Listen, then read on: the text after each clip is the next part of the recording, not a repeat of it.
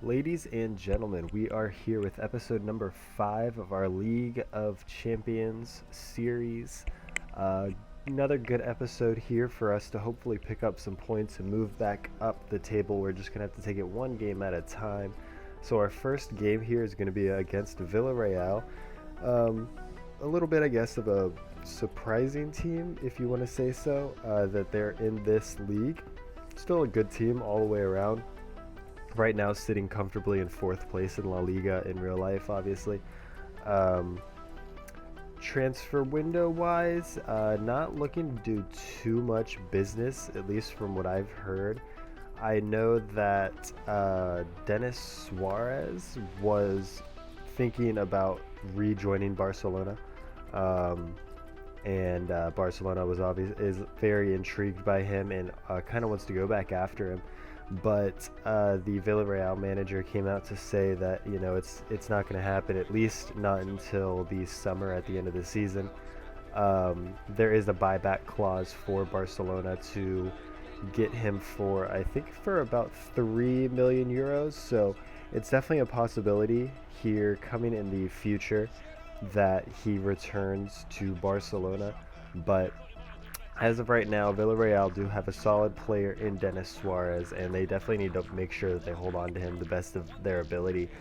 Um, with everything going on with Villarreal, they're actually looking pretty good. As you guys, okay, just side note, the music almost times up perfectly with Theo Walcott scoring that goal. It was off by like a half a second. I honestly almost wanted to change the song by half a second just so it would match perfectly with Theo's strike, but at the end of the day, I'll take it as it is.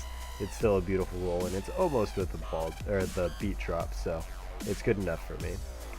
But Villarreal looking good. Soldado obviously doing a lot better here rather than Tottenham.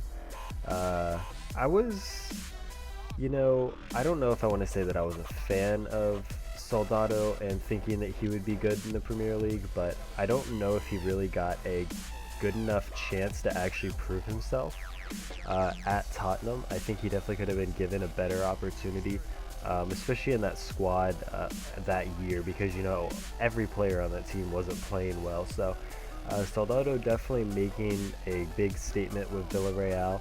As they beat Real Madrid but a month ago. I want to say they're still in the Copa del Rey as well, and like I said, sitting pretty comfortably at fourth in the table, only 3 points behind Real Madrid right now in third place. So they're definitely making a good argument for pretty comfortable top 4 placing in La Liga.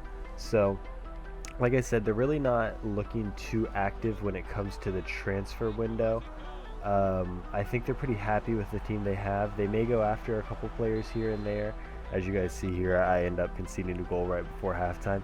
And it just seems like all these goals keep happening a lot. And I know I said earlier, I don't know if it was in this series or my A-Bar career mode, but I didn't really believe in scripting. I kind of just thought, 45th, 90th minute goals were just something that happened because of bad placement by players and a little bit too frantic of gameplay. But it's been happening a lot recently for me at the 45th minute more so than the 90th minute.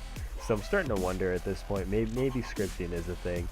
Maybe I am starting to believe it just a little bit. But the second half of this game was not exciting at all.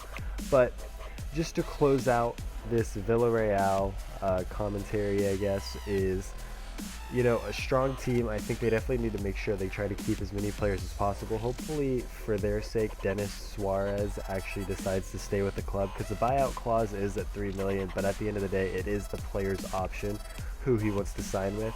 I don't think he's really going to be in the first team that often if he goes back to Barcelona. He'll definitely get there at some point. I just don't see it being in his prime or his entire prime. So I think he's better off staying in Villarreal, strengthening that squad, because we're talking about a team that 3 years ago they were in the Segunda division doing God knows what, falling apart, about to fall down to the next division down, and now they're top 4 in La Liga. So definitely a good squad to keep your eye on, and it's definitely a team that I have aspirations of hopefully Abar kind of mirroring here in another season or two, just kind of working their way up higher and higher into La Liga and making a name for themselves.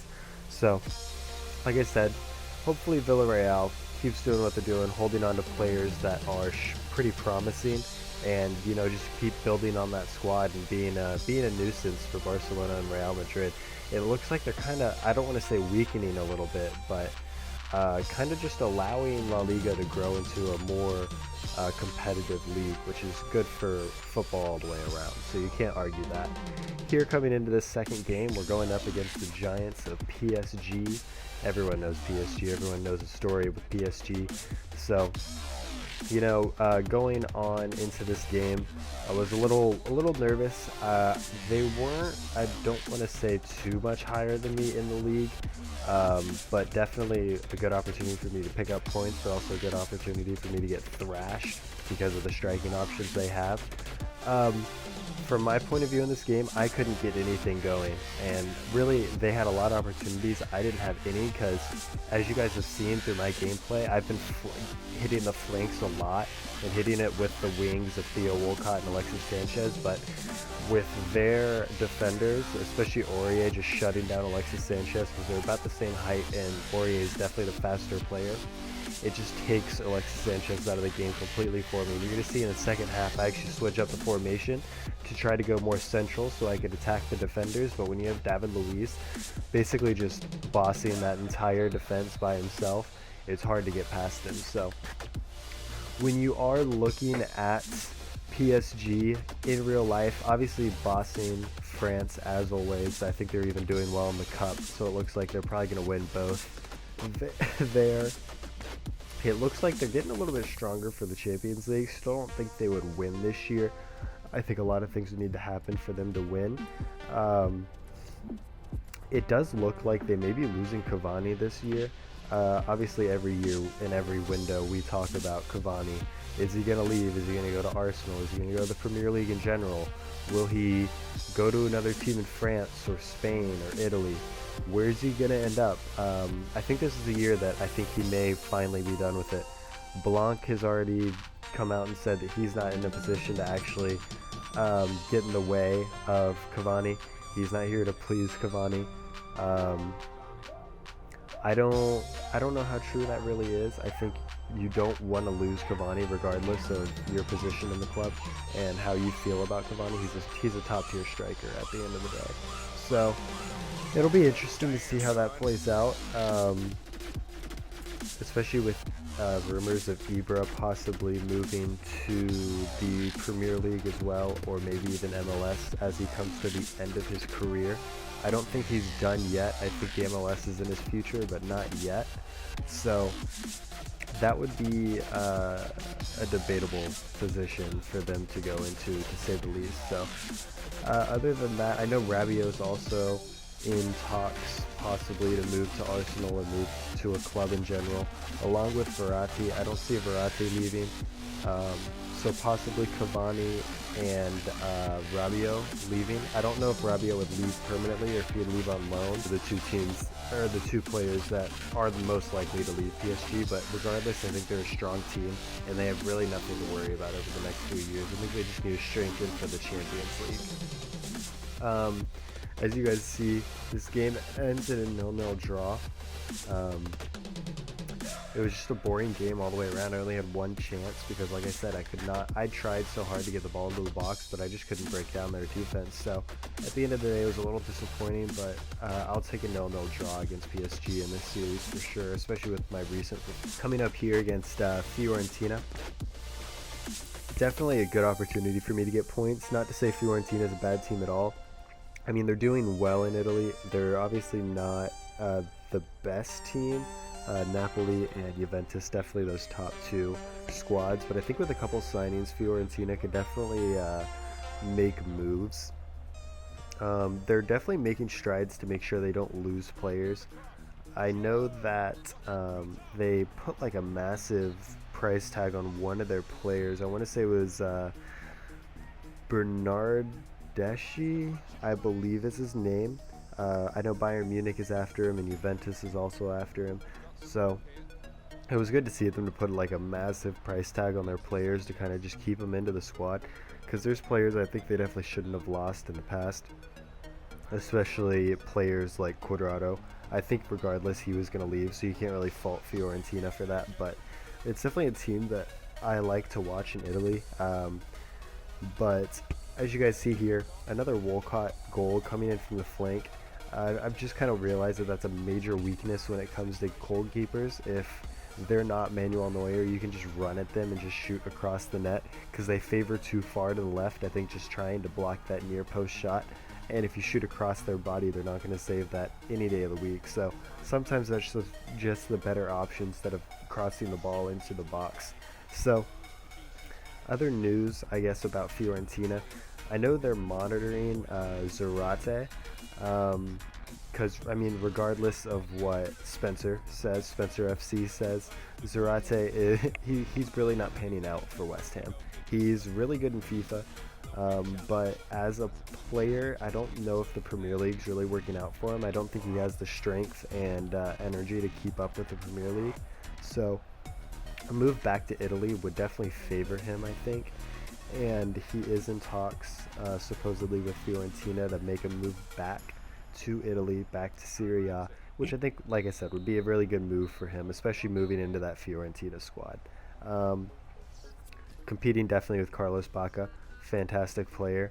It'll be interesting to see how that works out, because Carlos Bacca doing really good things out there in Italy.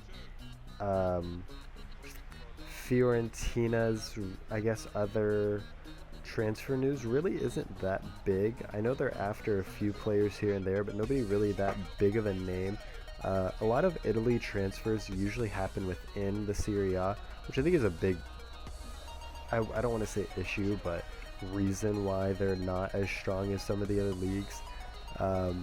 Although you do want to build a strong core around the players that are within your own league, at the same time you still want to bring in players that are from other leagues that are developed and still very strong players to kind of train your players that you have and give them another outlet, I guess, of information and training to make them better players. So I'm not too sure how I feel about the way things go in Serie A. I know it's not a very rich league. They don't have much money in the league, which is a little disappointing, and I think that is kind of changing as TV money is coming in a little bit more for teams, I believe.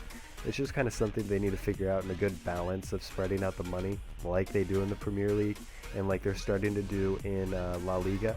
So once they kind of figure all that out, I think the teams in general in Italy will do well. Fiorentina, definitely a team I think will come up in the next few years to challenge Juventus and Napoli, but this year I don't know if they have the strength to do it. They just don't have any strong big names that are truly, I think, going to push for that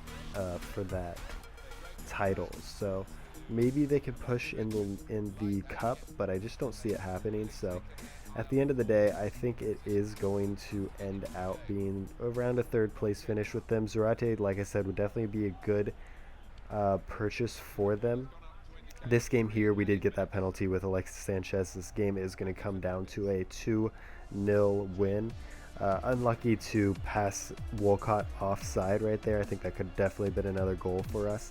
But with a 2-0 win, we move a little bit higher up in the table. Not as high as I wanted, but we're slowly working our way back up into the top about 15, 16 teams.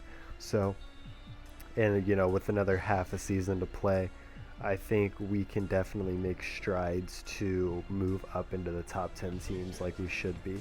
So that is going to be where the episode closes. You're just going to see a couple highlights here from this game that, you know, I just didn't want to cut out in case I missed anything whenever I was going through the highlights. This was a little bit of a shorter episode. Didn't want to leave too much time because these aren't really teams that have a lot of talking points, I would say. So overall in these past 3 games, as you guys I'm sure could tell, Petacek was playing out of his mind. He honestly saved me in this game quite a bit. I think this definitely, as you see, 13 shots, 8 on target, could have definitely been a 2-2 draw or even a loss for me. Bayern, as you see, beating Atletico Madrid. So they're kind of pulling away at the top, not too much, but as you guys are going to see, Player of the Month announced, it ended up actually being Petacek. So good to have him getting a little bit of spotlight as the entire team is getting spotlight for our performances in the league. But that is going to do it for this episode. Make sure you like, comment, and subscribe on the video if you did enjoy. And then until next time, I'll see you guys later.